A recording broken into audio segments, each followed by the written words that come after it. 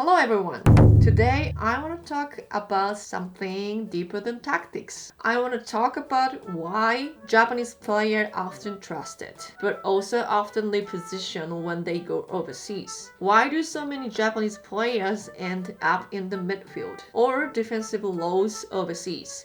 Even if they were more attacking players at home, and even when they stay in the attacking positions, even as fullbacks who frequently join the attack. Why do they often operate in similar ways? Why do they prioritize balance, structure, and support rather than pure dominance or individual expression? And here's another question. Is this purely about Japanese players?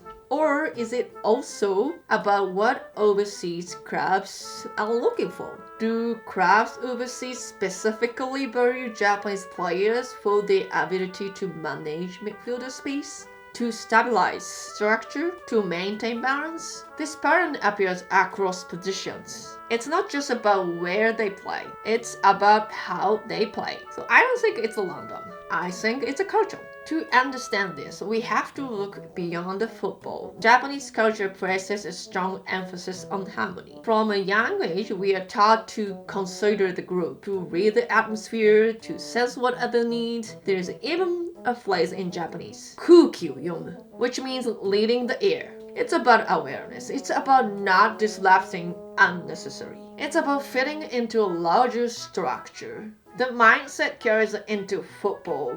On the field, it comes positioning. We react to imbalance before it becomes visible. We adjust before someone tells us to adjust. We protect the system. There is also a deeper culture layer. Japanese mentality has been shaped by ideas like discipline, collective responsibility, and quiet endurance. Even in traditional philosophies such as aspects of Bushido, there is a value placed on restraint, on controlling ego, on fulfilling your role with precision.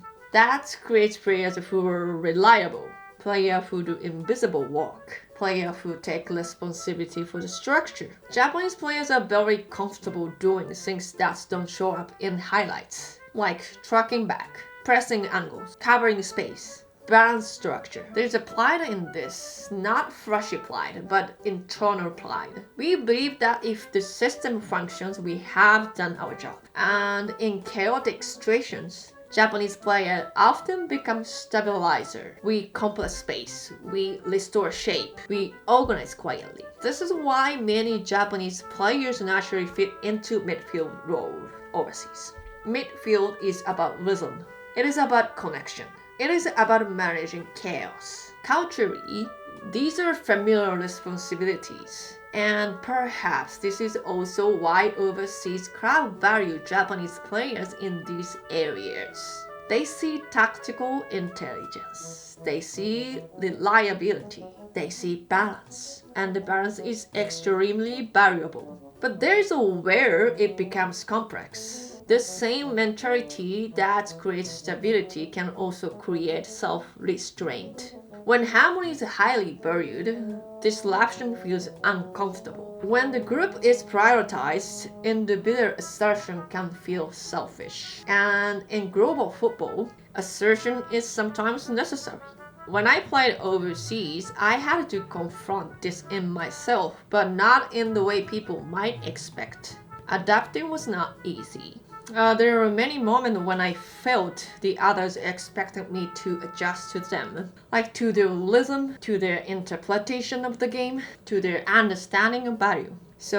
And adjusting to that was difficult. In many environments, performance was judged mainly by what you did on the ball.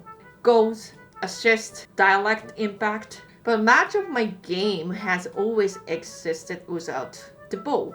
Movement, timing, manipulating space, creating options before the passes. Those actions are subtle, and subtle things are not always recognized immediately. It took time for people to understand the value of what happens before the ball arrives. But there was also something I appreciated. Many players overseas had very clear intentions. Their purpose was direct, and the clarity made certain connections easier. Still, Every player brings a different ability, learning how to adapt not by shrinking, but by integrating forced me to grow. It wasn't about abandoning my cultural mindset, it was about expanding it. Here is the important distinction. Adapting is not weakness. Japanese adaptability is a strength. But adaptation without awareness can slowly redefine you. When you're always the one who adjusts, others don't have to adjust to you. When you're always reliable, you are useful reliability. When you prioritize harmony, you may hesitate to challenge structure. This is where individuality can be suppressed, not violently, not dramatically, but quietly. Through constant accommodation, Japanese football culture produces discipline, collective intelligence, subtle positioning, stability in chaos, and high adaptability. These are powerful strengths, but without awareness, they can limit expansion. If you're always organize chaos, you may never create chaos. If you always adjust, you may never expand. Sometimes football needs friction. Sometimes growth requires tension. Sometimes you must insist. This is where I am most dangerous. Not out of ego, but out of responsibility to your potential. So when we ask why Japanese players often shift roles overseas, the answer is not tactical alone. It is cultural, and it might also be structural, about what global football system values and how they assign roles. Culture shapes mentality. Mentality shapes behavior. Behavior shapes roles. And roles shape career. Understanding both the strengths and the hidden risk is how we evolve. Thank you for listening.